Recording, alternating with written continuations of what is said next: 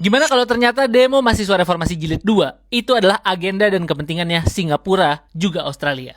Soalnya gini, ada sesuatu yang aneh nih akhir-akhir ini. Kalian lihat nggak di media sosial itu sempat ada aksi besar-besaran dengan narasi Sell Indonesia. Media yang awal menggunakan headline Sell Indonesia itu berasal dari media Singapura. Namanya The Straits Times. The Straits Times ini, dia itu bernaung di SPH Media. Dan SPH Media ini secara terang-terangan didanai oleh pemerintah Singapura, bahkan dananya bisa dihentikan kalau dianggap melakukan kesalahan. Isi artikelnya nih, pas kita baca, ternyata narasi Sell Indonesia itu dikutip dari seseorang yang namanya George Bobures. Dia ini pejabat hedge fund, kepala riset K2 Asset Management, yang basisnya di Australia. Dia sampai bilang gini, perdagangan besar yang sedang terjadi di Asia itu adalah Sell Indonesia. Dan dia sampai bilang dia nggak ada exposure sedikit pun dengan market Indonesia. Dan dia sampai bilang gini, saya nggak akan memberikan mereka kesempatan apapun. Apa perlu sekeras itu narasinya terhadap Indonesia? Dan narasi keras ini dikutip jadi headline media. Dan diksi Sell Indonesia ini bahkan menggema dan diedarkan oleh berbagai masyarakat Indonesia yang tentu aja ini pengkhianat bangsa sih jatuhnya. Kenapa?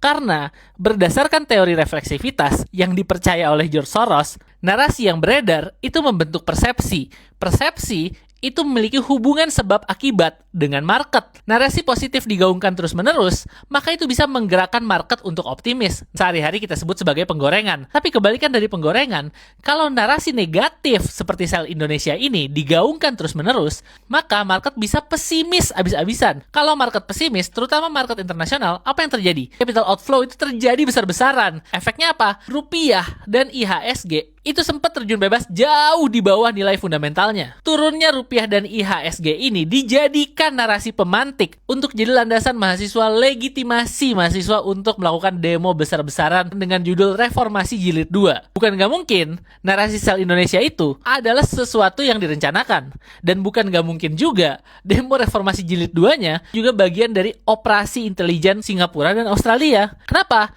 Karena Prabowo ini udah mengganggu dua raksasa tetangga kita. Singapura itu terganggu banget dengan dihentikannya permainan mafia BBM Riza Khalid dan juga kebijakan ekspor satu pintu. Australia itu juga dirugikan dengan rencana Indonesia untuk hilirisasi besar-besaran berbagai mineral yang kita punya sampai logam tanah jarang yang nanti kalau kita berhasil maka kita akan jadi kompetitor berat bagi Australia. Jadi dua negara ini lagi dirugikan oleh kebijakan nasionalismenya Prabowo dan kebetulan ada narasi Sell Indonesia yang berasal dari dua negara ini disambut oleh demo mahasiswa Reformasi Jilid 2 untuk menggoyang pemerintahan Prabowo Subianto.